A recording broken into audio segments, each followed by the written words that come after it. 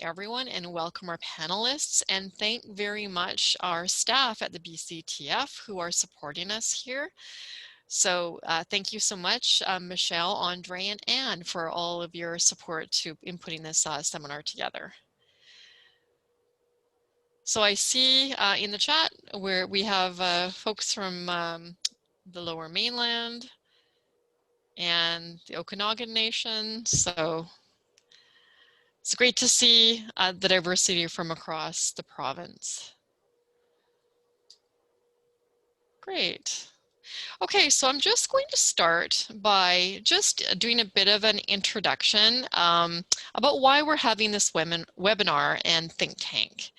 And so, as we know, food security has been a growing issue in BC and, for that matter, in Canada. In BC, 1 in 10 households were considered food insecure before the pandemic. And what we suspect is that it's even higher now. Many of our students, as we know, come to school hungry, and many teachers bring food to school to feed our students. Eating healthy and fresh food is expensive, and this is especially true in remote northern communities. Many of those communities are Indigenous, where nutritious, affordable food remains out of reach. Accessing healthy, affordable food is difficult in many urban areas as well, where there is a high cost of living, and people sometimes have to choose between rent and purchasing healthy food. Indigenous peoples experience food insecurity rates well above the national and Canadian average. Impacts of colonialism and destruction of Indigenous food systems, Indigenous people were forced off their traditional lands, as we know, and onto reserves where they could not access traditional ways of cultivating food. In residential schools, Indigenous children were forced to consume highly processed diet, denied traditional food, leading to the increased health disparities, loss of cultural knowledge, and connection with the land. And this is just part of our Canadian shame. The BCTF has been working to advocate on issues surrounding food security. And in our funding brief to government, we called on the Ministry of Education to provide grants to school districts for school meal programs and for the creation and expansion of school gardens and community spaces. In February, our executive committee also passed a motion to investigate holding a summit on healthy food for all students really being a key here, and to engage in research and investigations around issues and solutions related to food insecurity and ways to access healthy food for students and culturally relevant and place-based food. And that's part of what served as the impetus for this think tank series. So thank you again, thank you and welcome everyone to our think tank. And I'm just going to turn it over to Andre to just talk a little bit about the think tank series. Thank you, Terry. So as Terry mentioned, this came out of an executive committee recommendation. And that recommendation came from members, from teachers in the province who said, we want to investigate this and we want to see our union investigate it. And given the COVID pandemic, it's become, as Terry said, even more relevant to be looking at it. So what we've proposed is, this is the first activity in that investigation. So we're having a webinar with an amazing group of panelists, and I'm really looking forward to learning from all of you. What we're going to do as a follow-up from this is we have put out a call to teachers in the province, and we will be selecting a small group of teachers who will be working in a series of workshops, 2 workshops, in the course of November, to think about from their perspective what are both the issues they're seeing as well as what are some of the solutions that they can propose. And so how do we come at this from that teacher-centered perspective of what is possible within schools? And then from that, we will have a final event in the beginning of December that brings together the learnings from tonight, as well as the learnings from the workshops, to make some recommendations and some thoughts and try to continue that conversation. So I hope that anybody attending today is able potentially to join us as well in December to see where this arc of a conversation goes. And I believe Anne put a link up in the chat. If you are a BC teacher and you're attending tonight and you haven't, the call for those workshop participant spots are still open until Friday. And so if you're interested in delving deeper into this with your colleagues, please do consider applying to that. So just a quick reminder, we have muted mics and turned off the cameras for the webinar. We do encourage you to talk to each other and to the panelists in the chat, and we'll be gathering questions in the chat throughout the conversation. We also do want to let you know that the session is being recorded, and we will be sharing that link afterwards with our panelists as well as participants, so that you could share that with other people who might be interested in this conversation. So just to get started, we were curious, you know, one of the questions that came up as we were preparing for this, someone, I think it was it you, Sam, asked, so how are you defining food security? And what really struck us is that that's such an important thing, and there's so many potentially different answers that we can bring to that question. So we were wondering, we have a Mentimeter poll that I believe Anne just put up in the chat. So if you can open on whatever device you have available, that link that's in the chat, you go to Mentimeter and you answer one question, and that is, what comes to mind when you hear the word food security? So we'll just give everyone a couple of minutes to do that. And while we do that, I'm just going to quickly share my screen so that we all can see kind of in real time the word cloud forming.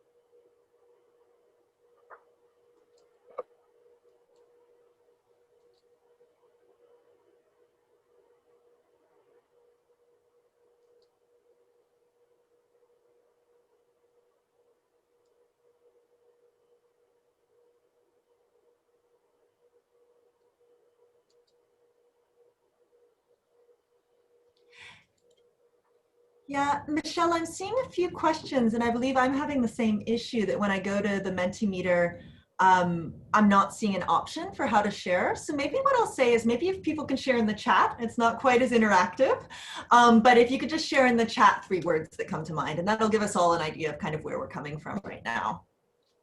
Thank you for everyone for your patience with some of the technical issues.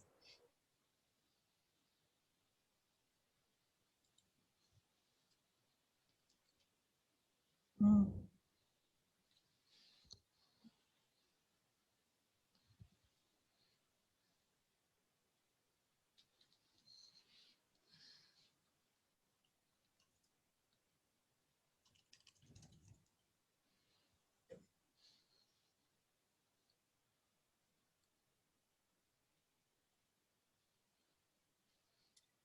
Interesting, just scanning through some of the chats so far, it sounds like everything from the nutrition aspect and the well-being aspect to connection, the right, the place-based and culturally relevant is coming across in that.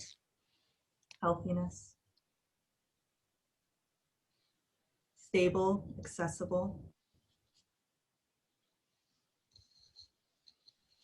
connections. As those continue to come in, I will turn it back over to Terry to start the conversation with the panelists. And I think those are all words and themes that we'll be touching on throughout this conversation.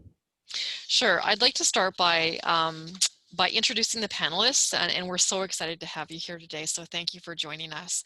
I'd like to start with Dr. Seneca Elliott. Seneca is an associate professor of sociology at the University of British Columbia. She's the author of 2 books, Not My Kid, What Parents Believe About the Sex Lives of Their Teenagers from the New York Press in 2012, and Pressure Cooker, Why Home Cooking Won't Solve Our Problems and What We Can Do About It from Oxford University Press in 2019. Seneca has also published numerous articles in her areas of research. Her current projects examine the pressing issues families face around food access and security, contributing to vital conversations about social inequality and the need for supportive family policy. So welcome, Seneca. I'd also like to introduce Samantha Gambling. Samantha is a senior programs advisor for the Public Health Association of BC, supporting a number of food systems projects such as Farm to Schools BC, which aims to bring healthy food to students from across the province.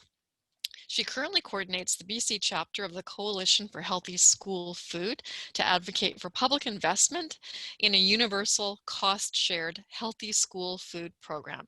She is a graduate of the Sustainable Agriculture Practicum at the UBC Farms, and has a master's in science and alumna from the University of British Columbia's Faculty of Land and Food Systems. Welcome, Sam. I would also like to introduce Sarah Kim. Sarah is a passionate advocate for food security, food justice, and racial justice in her role as Food Networks coordinator with the Vancouver Neighborhood Food Networks. She brings community members together around food to grow their autonomy, relationships, and resiliency together. She also works at Collingwood Neighborhood House in East Vancouver, where her work focuses on anti-racism and civic engagement. Welcome, Sarah. And Denise Nimbard. I hope I got that right, Denise. Denise has been a home economics teacher for over 20 years, focusing on food studies and textiles. She has twice been a part of the team that wrote the provincial home economics and ADST curriculum, and is the author and contributing author of nutrition textbooks. As previous curriculum chair of the THESA, which is our home economics PSA, executive. She is a treasurer of her home economics PSA. As chair of the Grow Local Society, Tri-Cities, she has been able to pursue her interest in local food and local food systems. So welcome, Denise. And so what I'm going to do is I'm just going to, we have 3 questions to start. And then we're going to open it up to folks that are here to participate in this discussion. And so as I'm asking the questions, and I'm going to just select an order for our panelists to answer it in. If a question springs to mind and that you would like an answer to, or a conversation that you'd like to start, just pop it into the chat, and Michelle and Anne will be monitoring the chats as we go further. But we're going to start with the first few questions for our panelists. So the first question is this: in your work, how do you define food security, and what impacts has COVID-19 had on food security and your work? So I'm going to start with Sinica.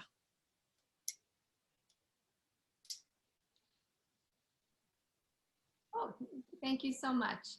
And Zoom immediately decided to give me some message telling me that I had an update.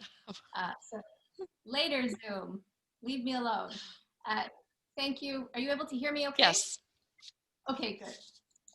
Thank you all for coming, and thank you for inviting me. I'm really honored to be here, honored to be on this panel, and honored to be invited by the BC Teachers Federation.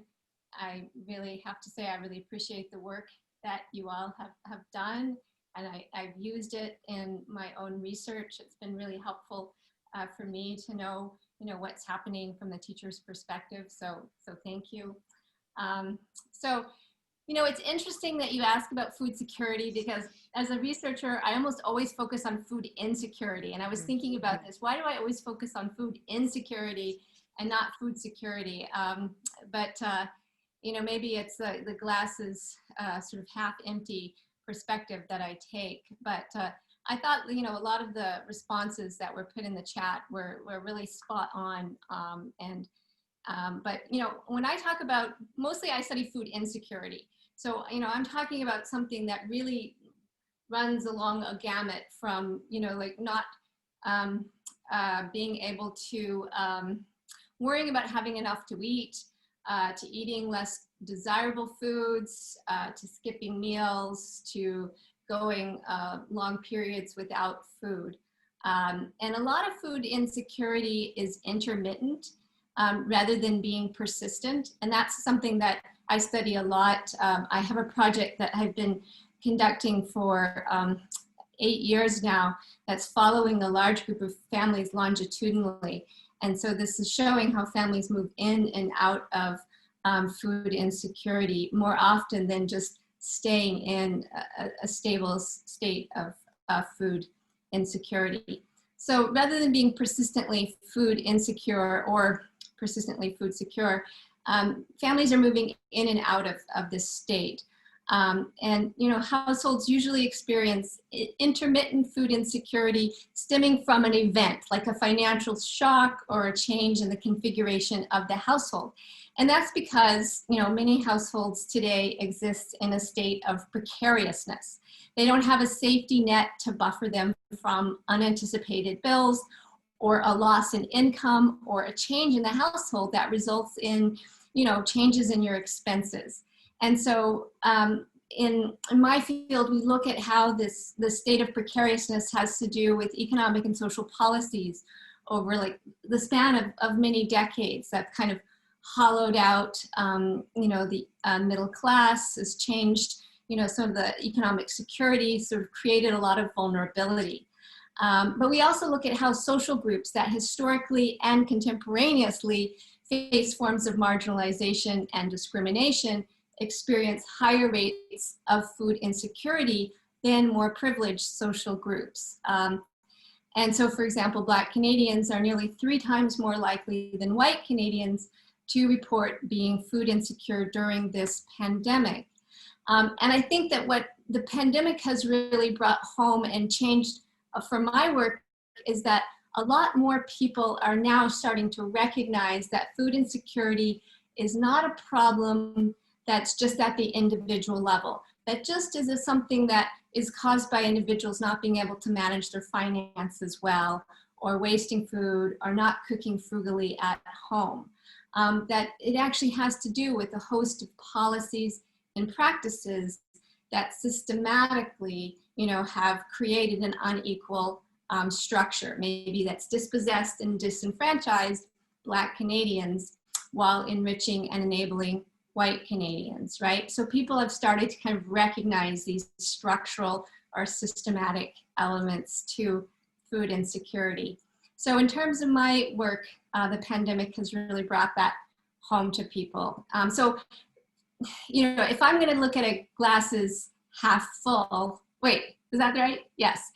If anything positive comes from, I always mess these things up. If anything positive comes from the pandemic, I guess I would say that I think that it can inspire greater action in Canada to address the root causes of food insecurity, because we haven't had a great track record in Canada to date of addressing this issue. And I'm hoping this is a chance for us to really have some meaningful action.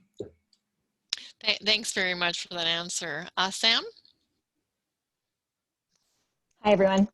Yeah, really happy to be here and grateful for the invitation to share what we're doing at the BC chapter of the Coalition for Healthy School Food.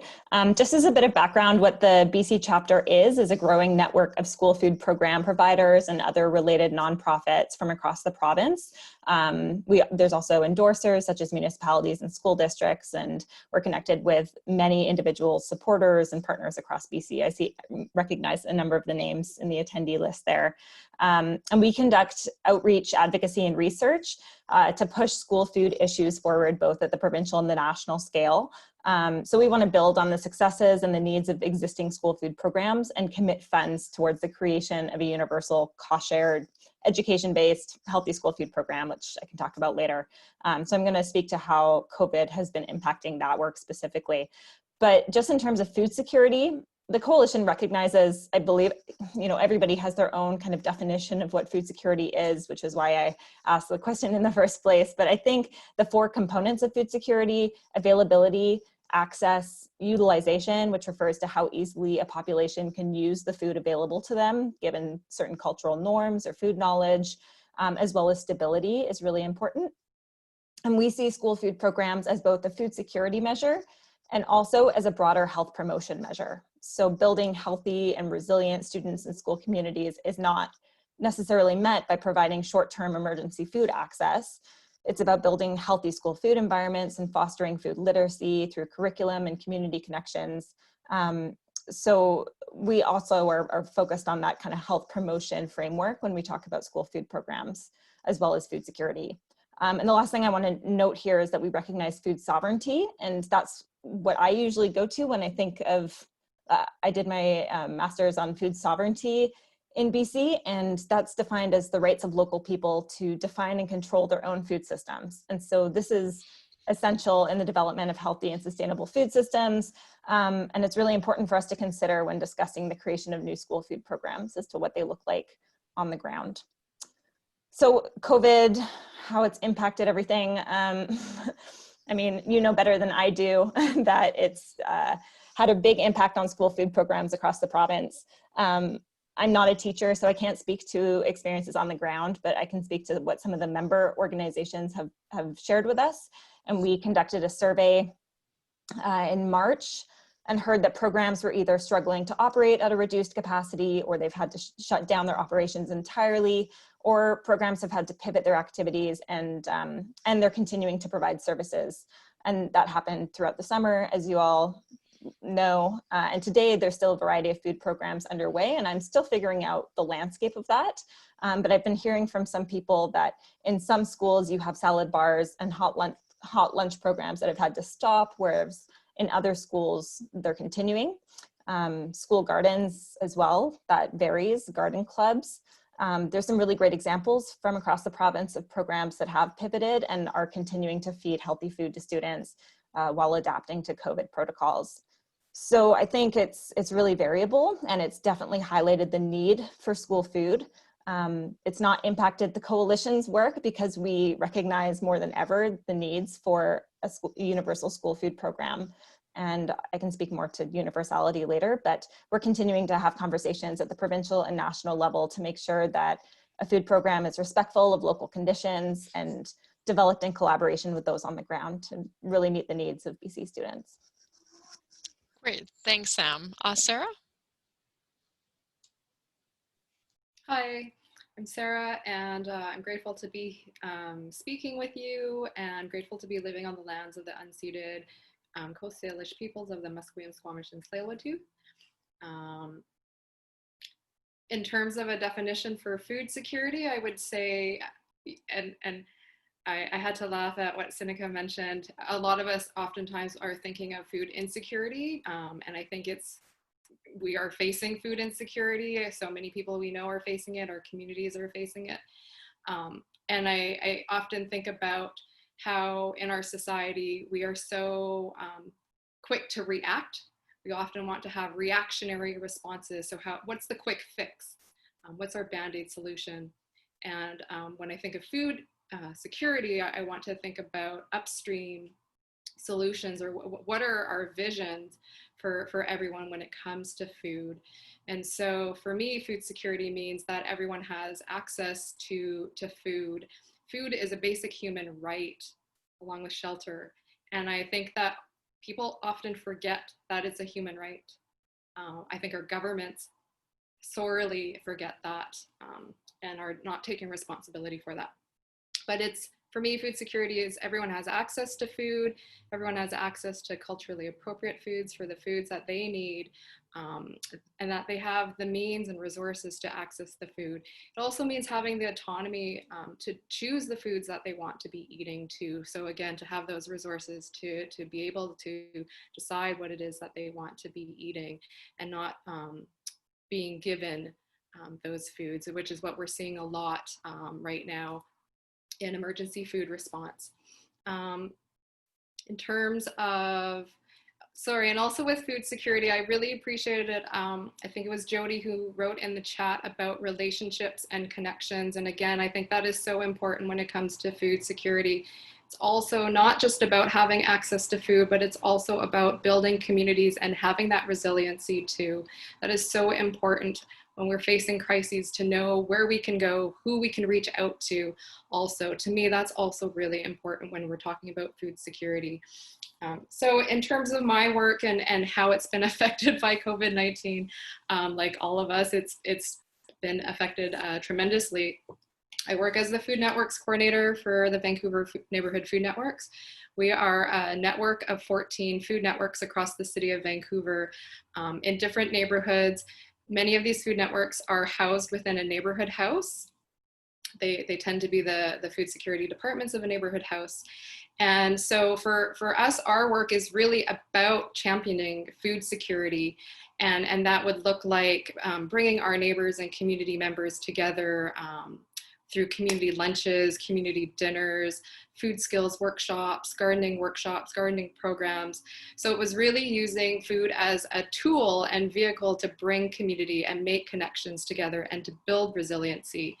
And so that was the work that we had been doing. And of course, the pandemic has made us all actually do a 180 in our programming.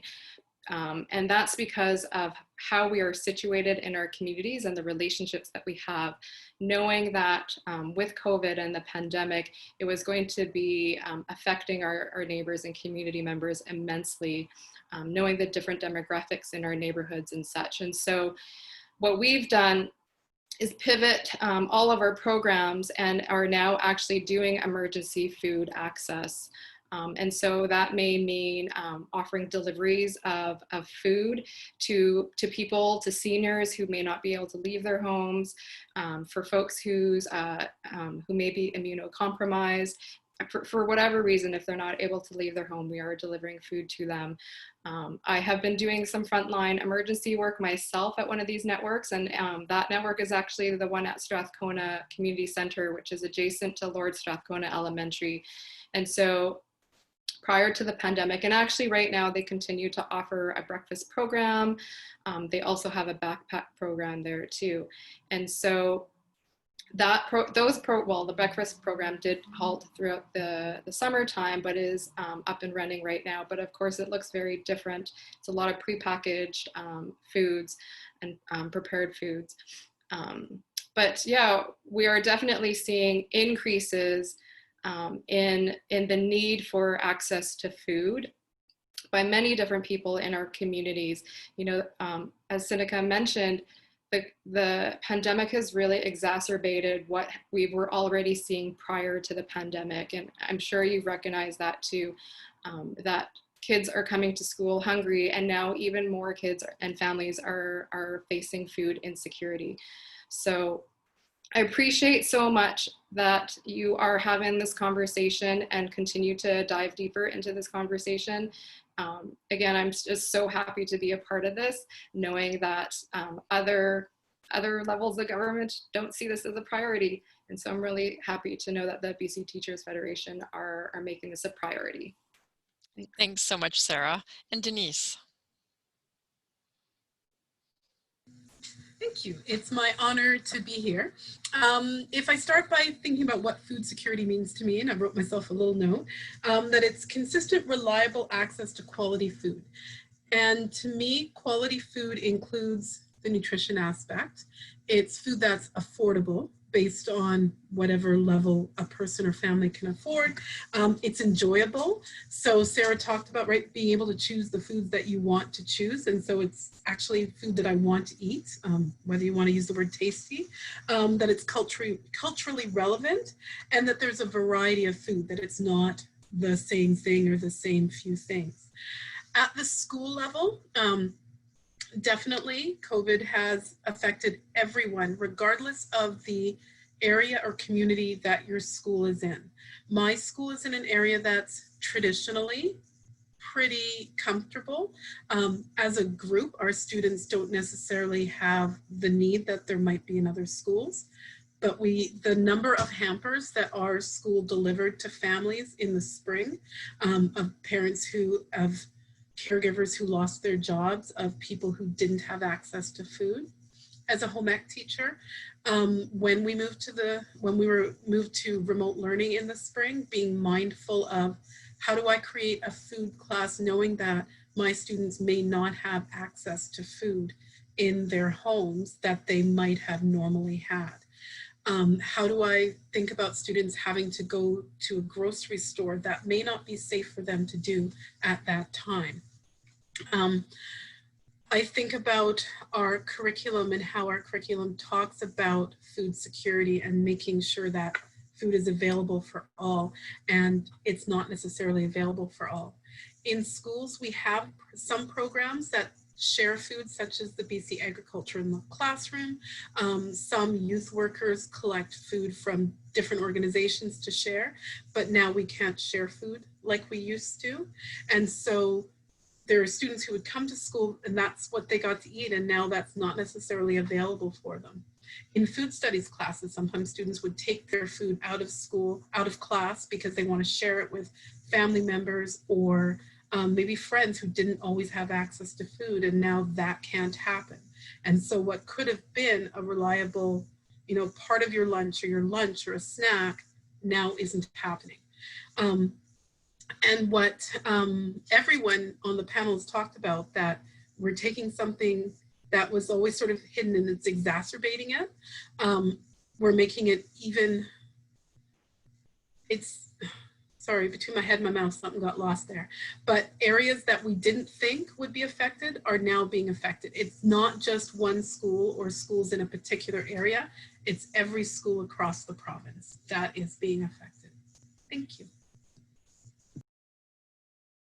Thanks so much, Denise, and thanks everyone for your responses to that first question. And I think you really sort of highlighted the impacts that the pandemic has had on an already existing situation of food insecurity, as we know. So thank you for that. I just have a couple more questions, and I know that folks are really eager to get in on the conversation, and that's great to see. So if you could keep your responses to about 3 minutes, which by the way you are already, so I just wanted to a little time reminder there as well. But I just want you to maybe think about what's your assessment on how food security impacts public schools and teachers' work? And I'm just going to start with Sam on this one. Great, thanks. So again, to note, I'm not a teacher, so I don't want to claim that I'm an expert in how food insecurity affects teachers' work. But again, I can speak on behalf of some of the coalition members I've talked with. So food insecurity, first of all, it affects students. It has a huge impact on students' physical and mental health, as you know, and it's associated with reduced academic, cognitive, and psychosocial outcomes for children and teens.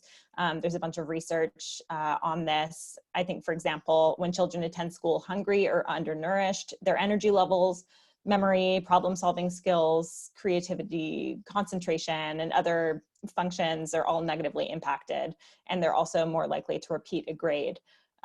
So this has direct implications for teachers and for schools and for the broader school community. Firstly, on teachers' ability to teach. Studies show that students who are not hungry are easier to teach and are much less prone to negative behaviors.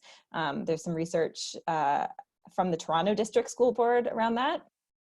There's also direct financial implications for teachers and other school staff.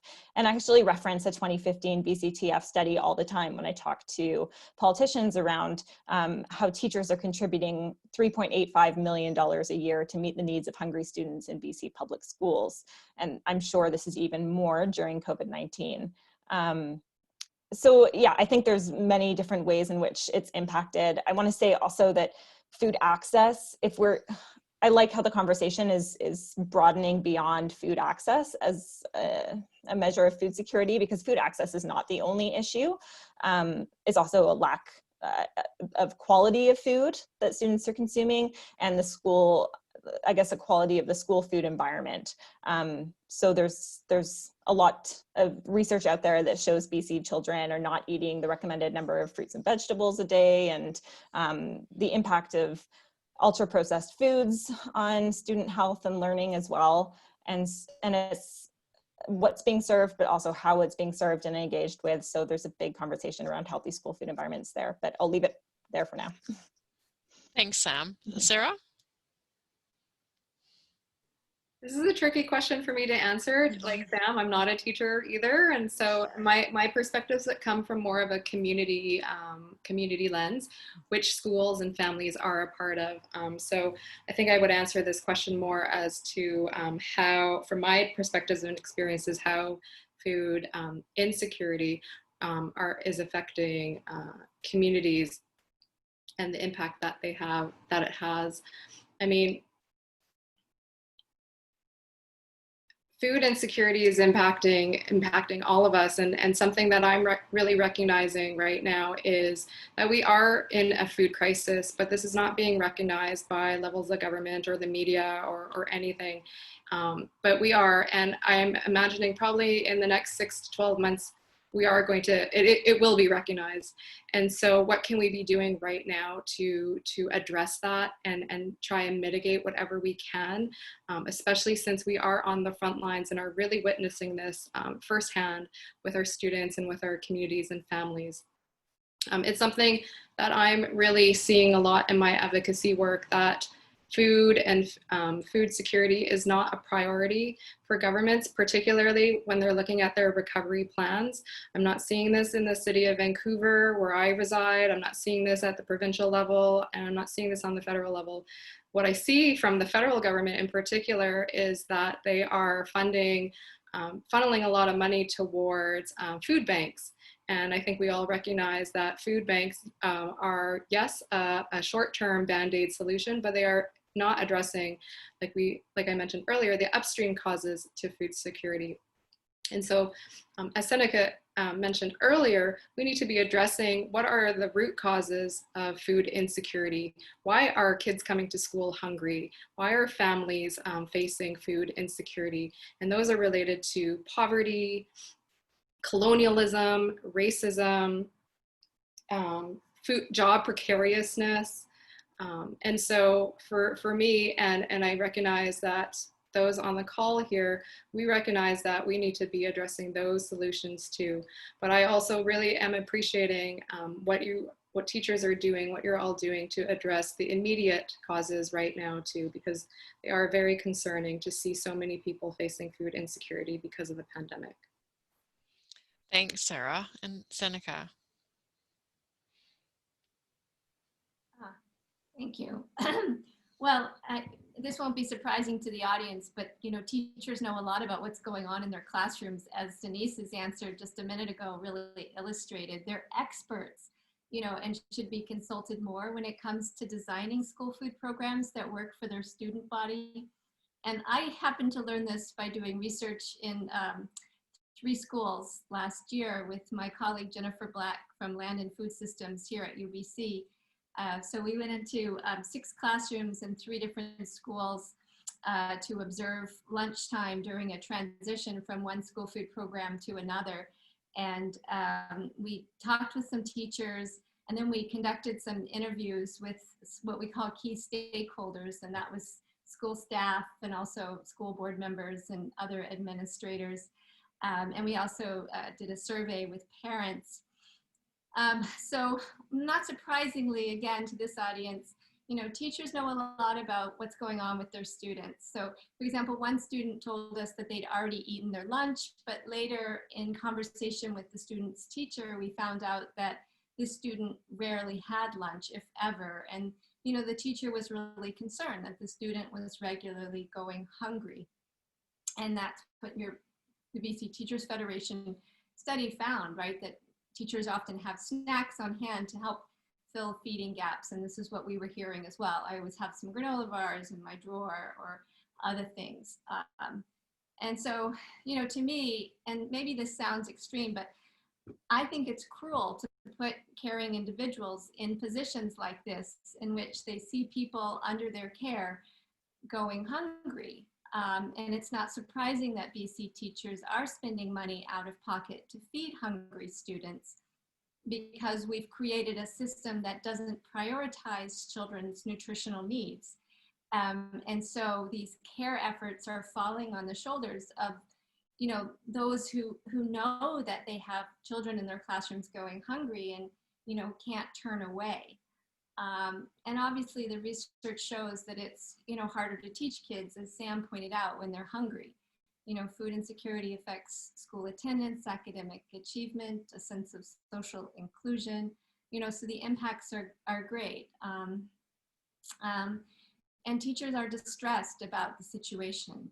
And this is what we found, the transition to a new program that was run by a catering company off campus really caused a lot of kids who had a sense of somebody looking out for their food needs when there was an in-house lunch worker. They were falling through the cracks, and teachers and school staff really expressed a sense of distress, like something is happening here. You need to tell people because we've lost our little safety net that we had. But teachers, don't have the resources or the mandate to really address this situation.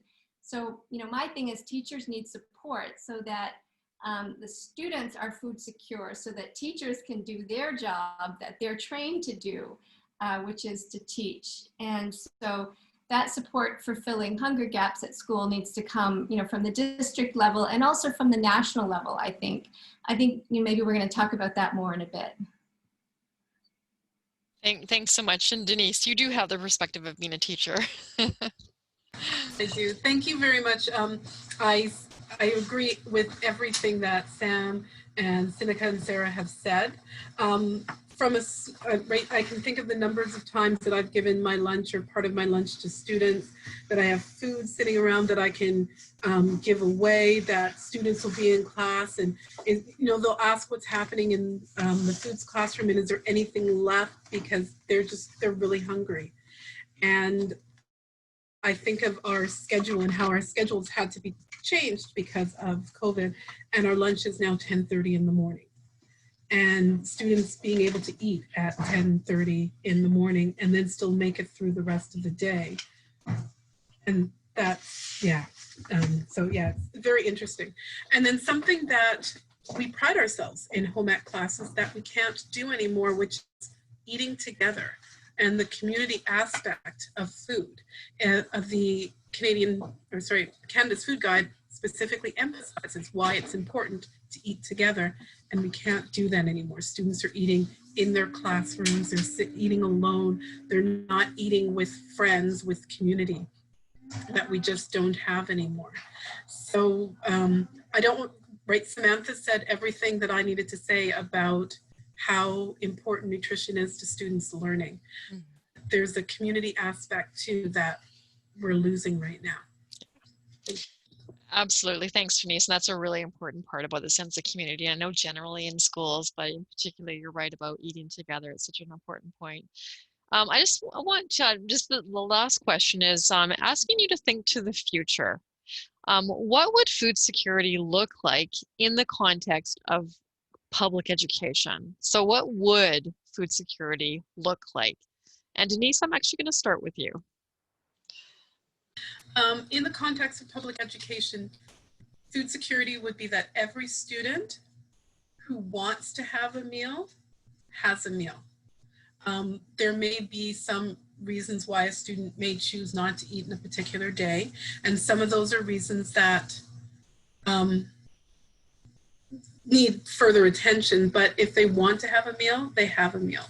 That there is no stigma around students who are paying for lunch and not paying for lunch. That we wouldn't necessarily, other students wouldn't necessarily know. There may be a few people key people on staff who know, but that's it. That everybody would be able to eat, everybody would be able to eat together, everybody would be able to share food. That students wouldn't have to worry about the weekend and not having food on the weekend.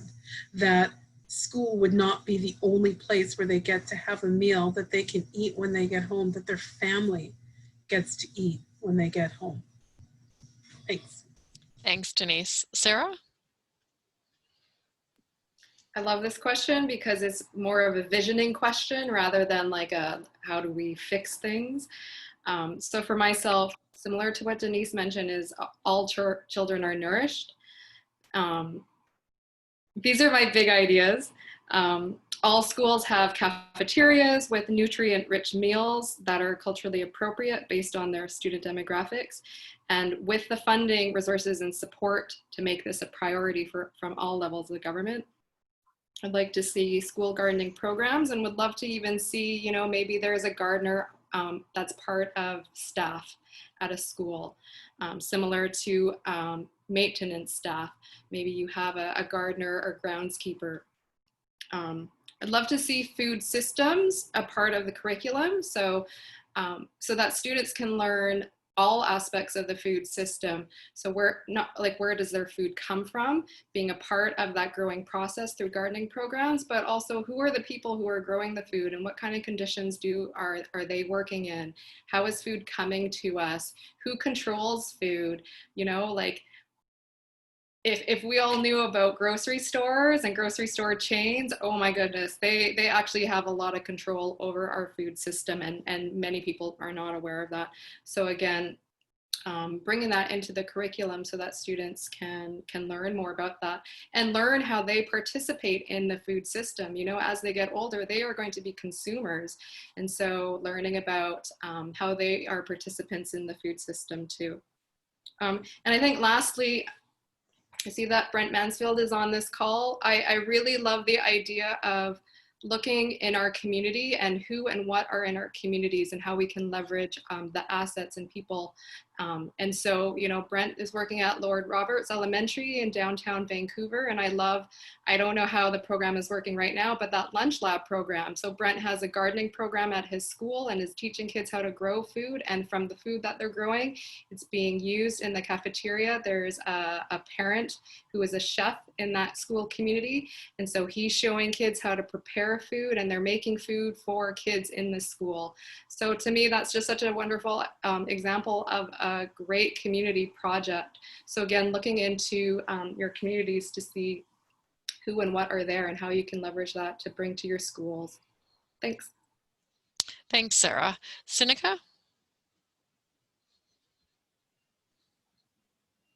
Yeah, so I think my vision is all of what's been said, and just to reiterate, I think what Sarah said at the end, my research really suggests that real promise for robust school food programs run by what I'm calling care workers, people whose job it is to make sure that food is going to the students who need it and or want it. I like Denise's point about, you know, it's students who want it. That's a good point.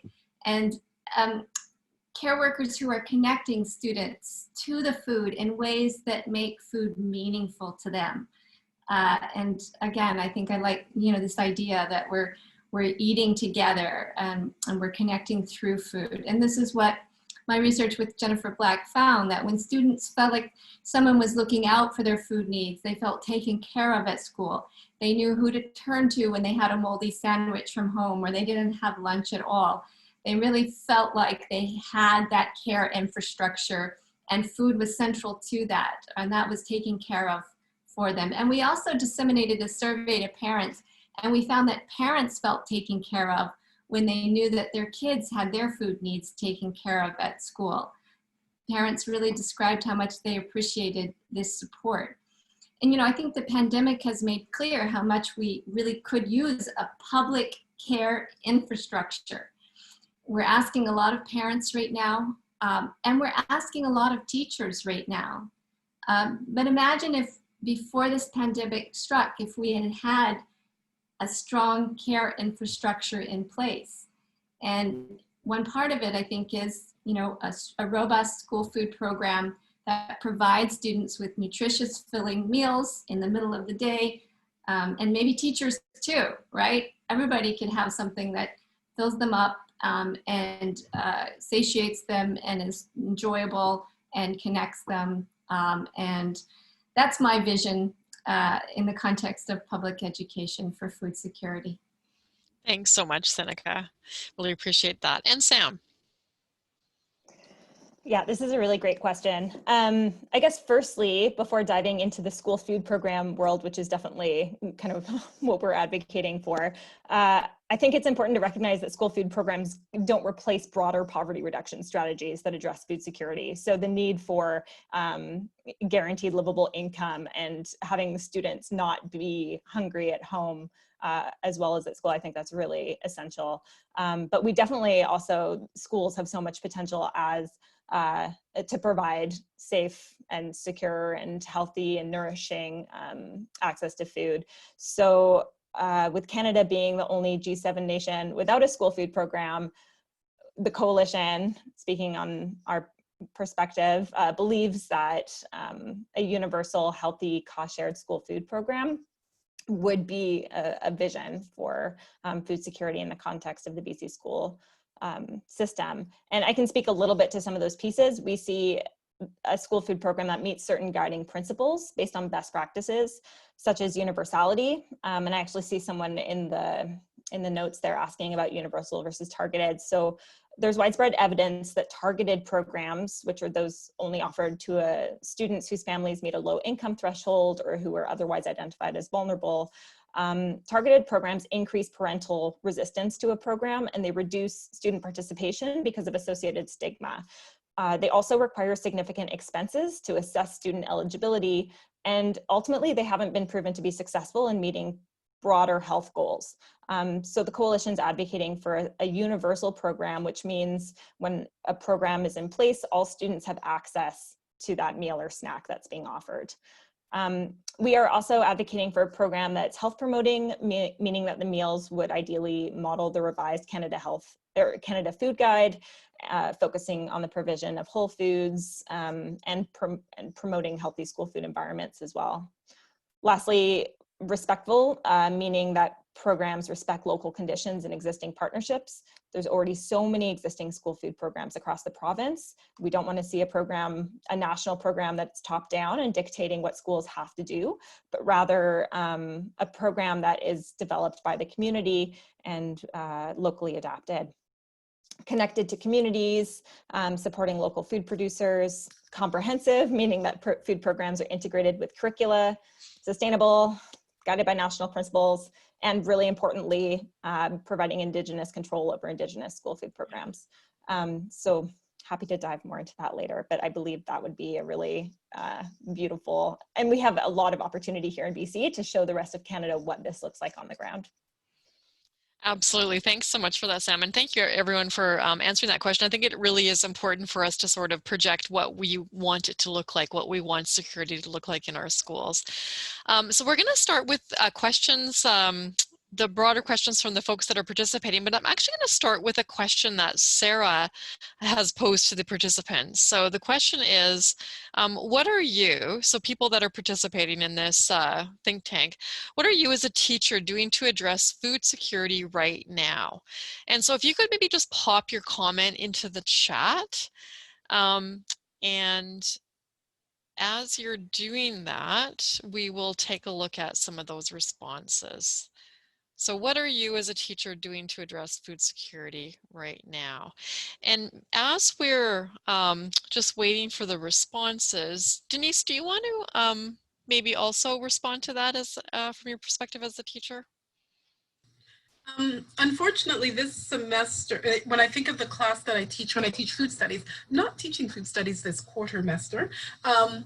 So I deal with security in other ways, but in reality, there's not a ton that I feel that I can do. As other people have said, it's a lot of giving students food whenever I can. It's talking about ways and demonstrating through class ways to prepare food as inexpensively as possible. And it's trying to instead of cover over poverty and food insecurity, making it visible to all students, that it's not those people that have food insecurity, it's our people. It's not people in other countries, it's people in our community, it's people in our school. So I don't want to use the word normalize it because I don't think normalize is the right word. I'm going to use the word enlighten, and enlighten my students to the fact that food insecurity happens to all of us, and it's important for all of us to address. Absolutely. Thank you so much, Denise. And I can see that Norberta and Ian and Jody and Carla have put some responses into the chat there.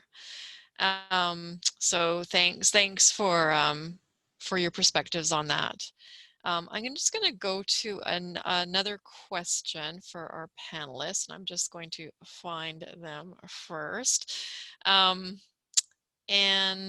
let me just see.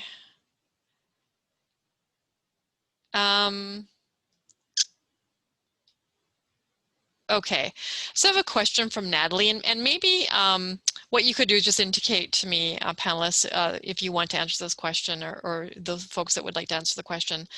It's from Natalie, and what the question is I'm hearing different perspectives on universal versus targeted programming, and I think Sam, I think you mentioned this a little bit in your comments. Can you just maybe elaborate, Sam? Maybe I'll go to you on that. If you could just elaborate that on a little bit more.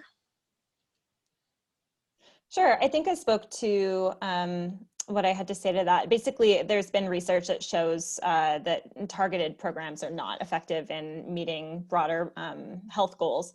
And I can give an example of one study that found that only a minority of the intended target population was actually reached in a school food program, and that the program failed to meet their express mandate to feed hungry children. So there's a lot of stigmatization when you have targeted programs, and I've heard this from various teachers who have had experiences with targeted programs, as well as from the research, but I would definitely be curious to hear what the other panelists have to say. Sure. Would someone else like to comment on that? Seneca? I can just speak from the project that I did. The initial program that Jennifer Black and I studied was a targeted program. And so there were 3 schools, and they had limited number of lunches that they were making available to just a limited number of students in each of the 3 schools. And the program was run by 2 in-house lunch workers, and one served 2 schools. And so this was targeted. It was meant to help vulnerable children who were presumably food insecure. And what we found was that, and what the school had learned over time, was that the food insecure kids, a lot of them weren't actually participating in the program. They had opted out of the program, and a lot of the parents were using the program. They loved it, and they were finding it a really great assistance, but they were using it out of convenience. Like they could afford to send food, and so they were really happy to have the program. And so it was interesting because it wasn't seen as a stigmatizing targeted program, but the kids who might have been supported by the program weren't using the program. And so this is one of those interesting paradoxes, I think, that Sam was pointing out about these targeted programs. And so you have a program that you might spend a lot just trying to figure out, how do we reach these students, how do we make sure. And so I think there are a lot of complexities. However, what we found is that when we kind of went in and really learned what was going on, a lot of these students were still getting fed, like they were still participating, but in this roundabout way that involved the actual lunch workers on the ground doing this work and connecting the students. Mm-hmm. And the school district had no idea that this was happening. And so we actually found it was working better than they had realized. And it wasn't, we did this research. It took us a long time to get ethics approval from both UBC and from the school district. And we did this research at the very, very end as they phased out the program and then introduced the new program. And so we found this out, and we're analyzing our data. And we're like, oh, look at this, look what's happening. At that point, the school lunch positions had been eliminated and they had moved on. And we had kind of, so now we're putting this out there as learnings, as it turns out, this isn't the narrative that had been, so it's a little bit more complicated. So, I think that this targeted universal, this real binary that we've struck is maybe a little bit more complicated, particularly when there are care workers on the ground who are doing this job of knowing their student body and connecting the students. So I think the picture is complicated, and a universal, what we found is when they moved to a universal model, it's everybody can participate, it's universal, it's cost shared, it's accessible, but we found that participation was even lower.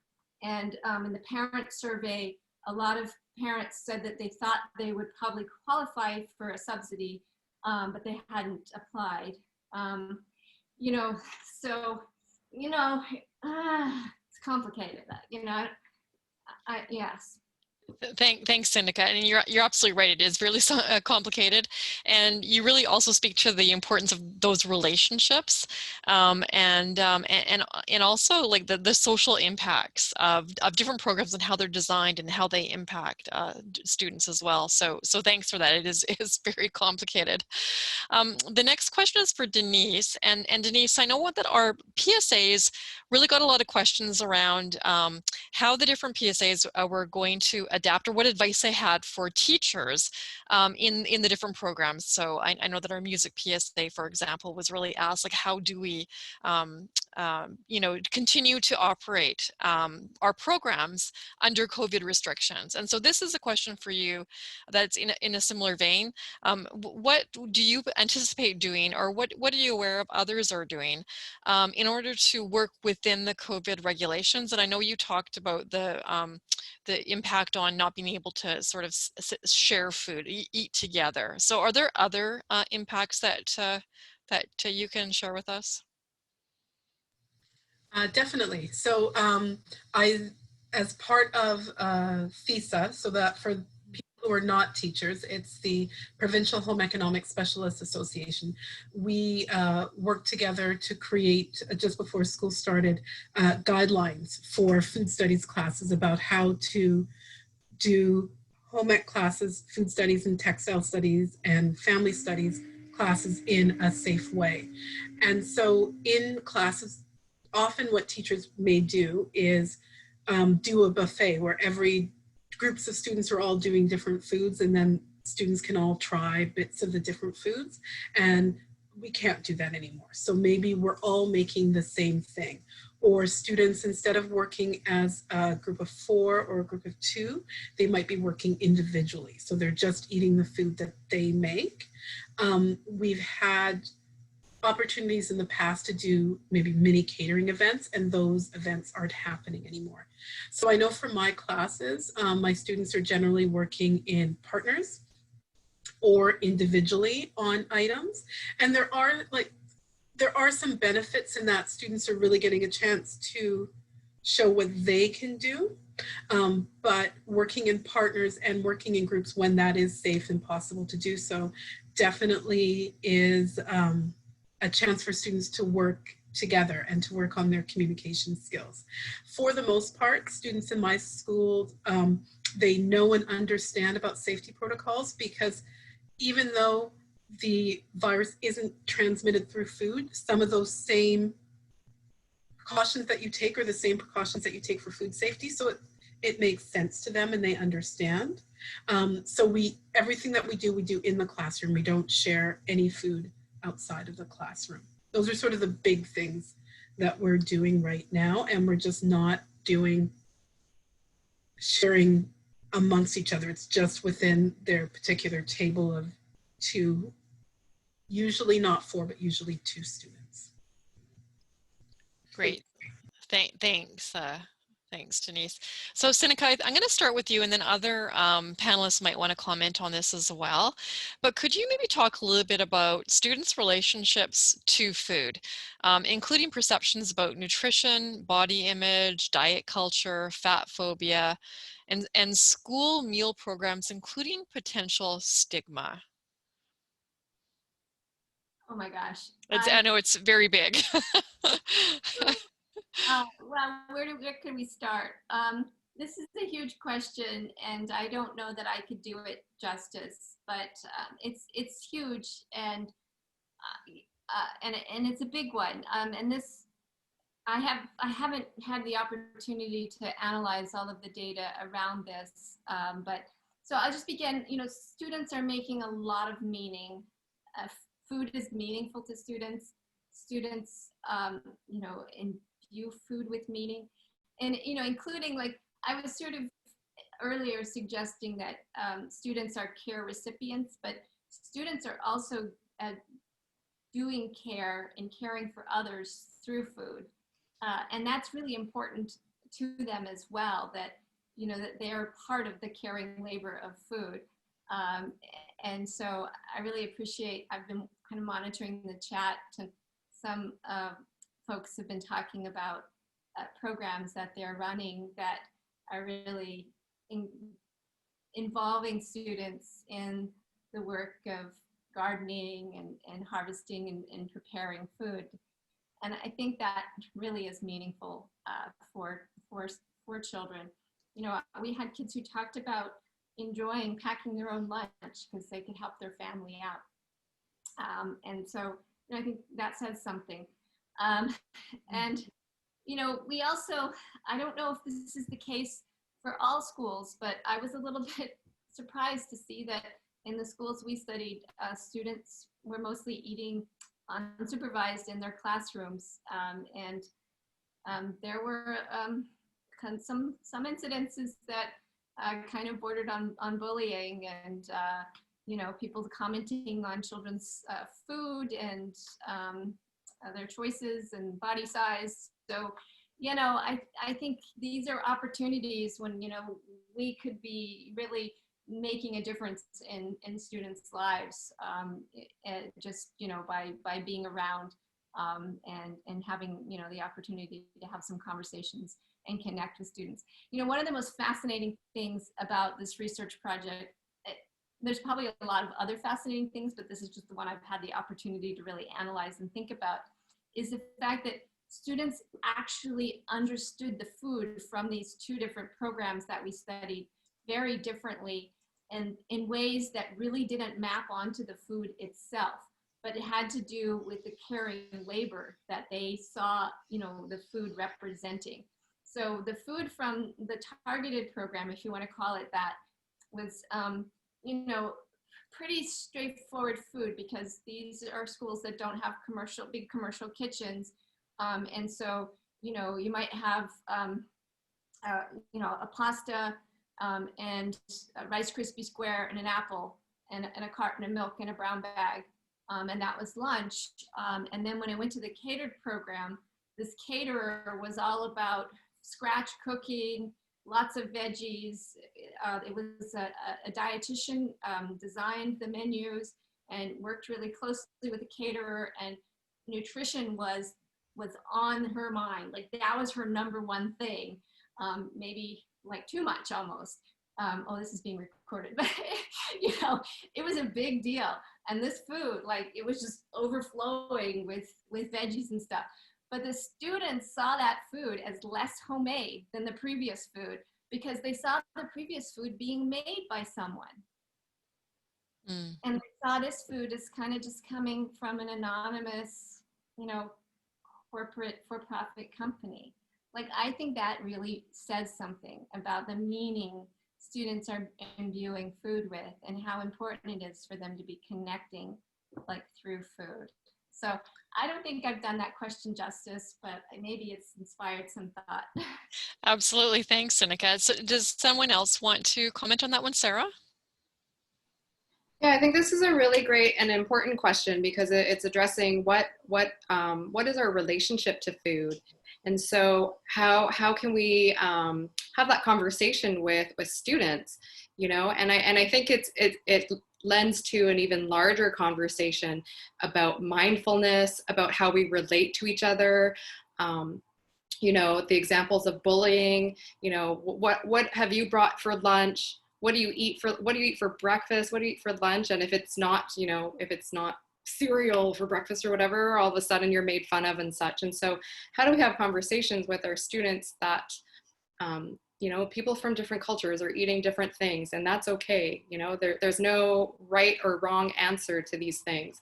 And then what is our relationship to food, and how does it make us feel, right? So when that comes to body positivity, fat shaming, fat phobia, why do we feel this way about certain foods, and why do we feel this way about other foods?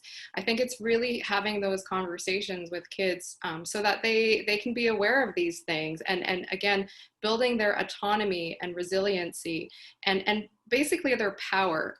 So when it comes to them making decisions for themselves, they can feel confident about the choices that they're making, and not feel shame. And also not feel shame from other people and from media and other sources.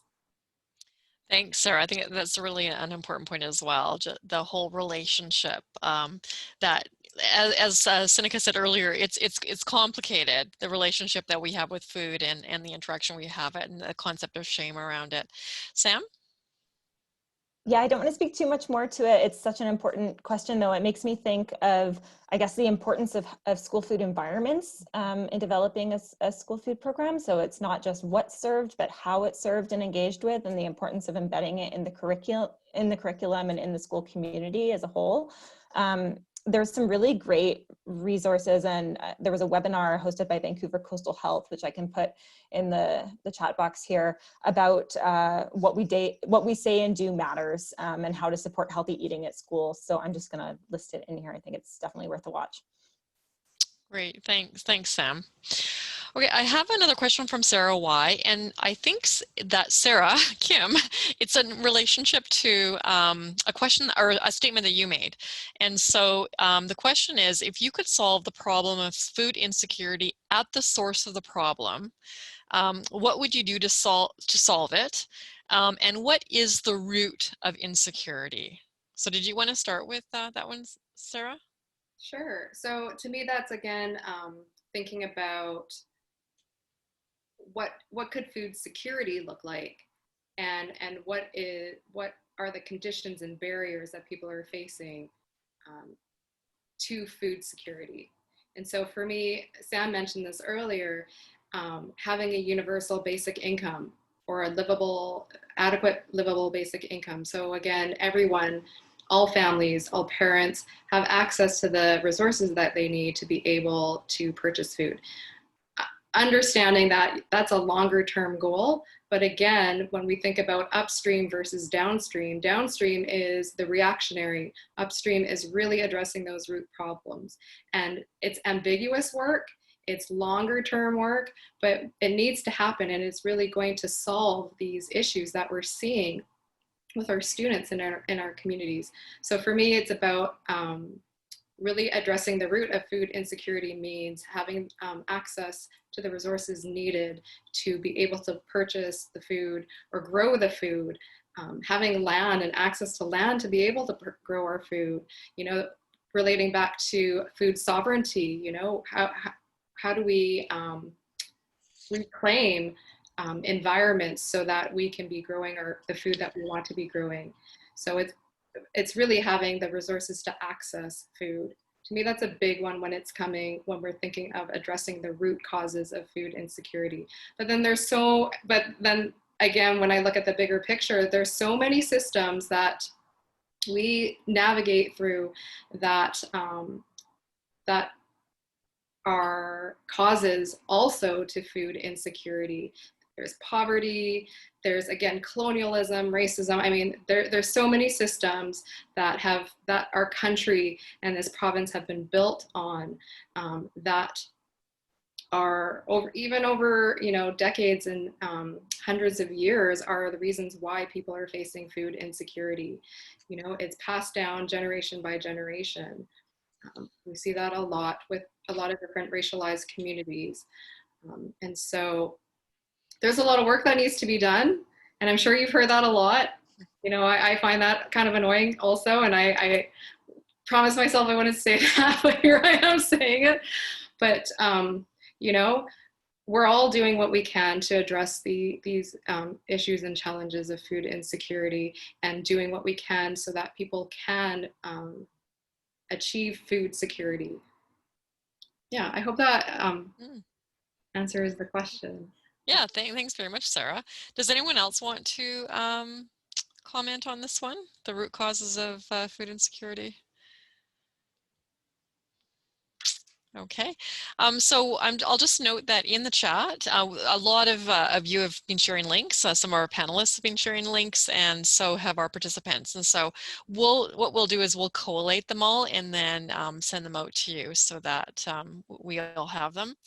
And so we don't have any other specific questions from the group, but maybe what I'll do, just as we wrap up, maybe what I'll get you to do is comment on one thing you'd like to say to BC teachers on this issue. So what's something maybe that you want to message or signal to BC teachers around food security? And I think I'll start with Sinica. Or a parting comment. Yeah, I feel like I should be asking them what they want me to know. You know, I would say you're doing an amazing job. My hat goes off to you. I have been reading, you know, articles about what you're doing. I know that a lot of you are tired. And thank you for coming to this.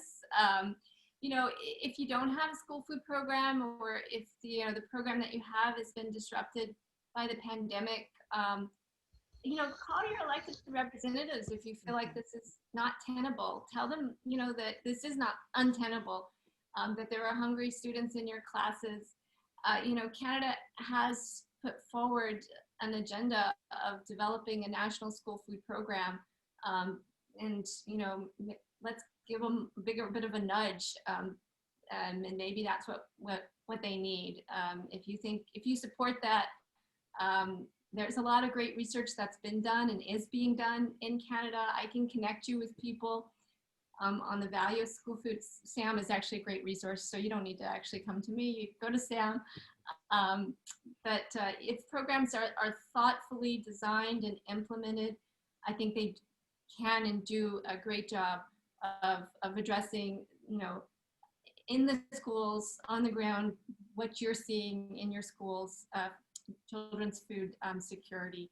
And they can also help to create an inclusive, vibrant educational space. So that's what I would say.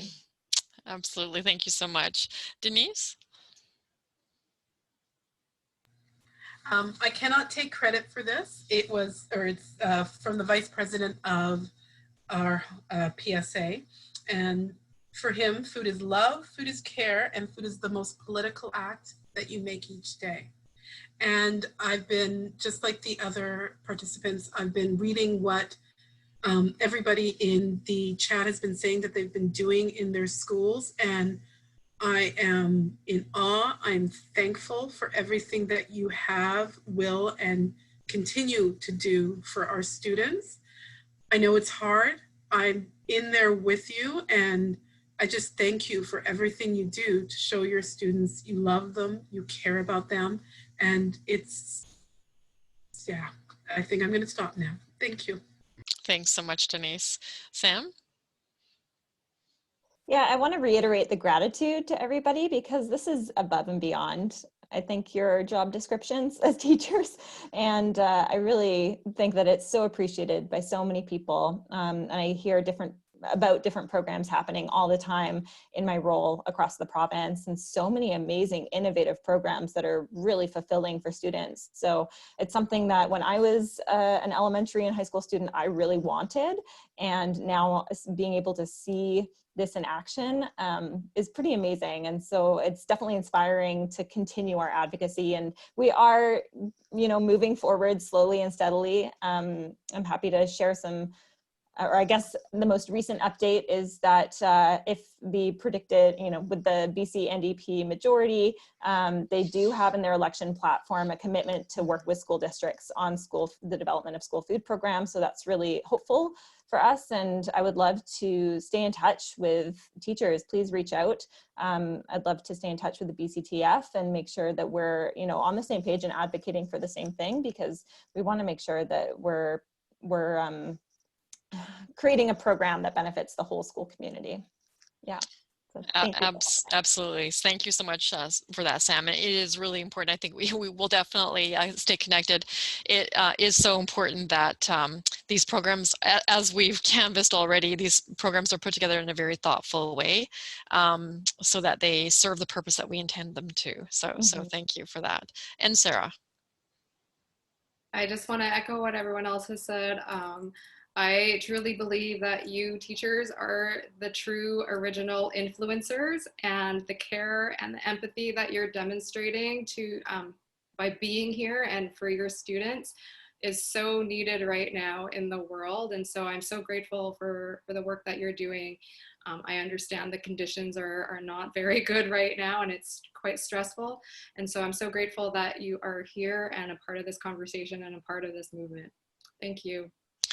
Thanks, Sarah. And I don't see any other questions. So so I really want to thank our panelists today for your thoughtful answers, for your thought-provoking comments. Thank you, Sinica, Sarah, Denise, and Samantha for the work that you're doing and taking the time today to have this conversation with us.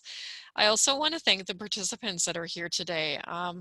Really appreciate all the comments in the chat and all the sharing of information, and exactly, you know, someone said what you're doing is really inspiring, and we know that teachers do go above and beyond. And you know, supplying food and clothing for students is one of those you know, areas where teachers see a need and fill it ourselves. And so I thank you so much for you're taking the interest today in having a conversation about this topic. And I'd also really like to thank our staff for all their incredible work in putting this all together. And I don't know if anyone, Andre or Michelle or Anne, if you have any final comments. I was just going to say thanks to all of our panelists. It was so great to just be listening to the conversation, and also to everyone who participated and shared all of the links and information. We'll find a way to get that all to you, to those who attended today. And just a reminder that if you are a BCTF member and you're interested in continuing the conversation, we do have this think tank that's going to be continuing. So this is like the first of 4 parts. We're also going to have a follow-up webinar in December, on December the 2nd, that kind of reports out on the conversation that we had throughout November. But if you are interested as a BCTF member in attending some 2 sessions that we're going to have on November 16th and 23rd, I've posted the opportunities for members link. The deadline to apply is November 6th. We do have release time available. And if you have any other questions, you can just email research@bctf.ca and we'll get back to you on that. Great, thanks, Anne. Anything else, Andre? Okay, well, thank you so much, everyone, for taking the time to participate today, and thanks our panelists again. Thank you very much. Thank you.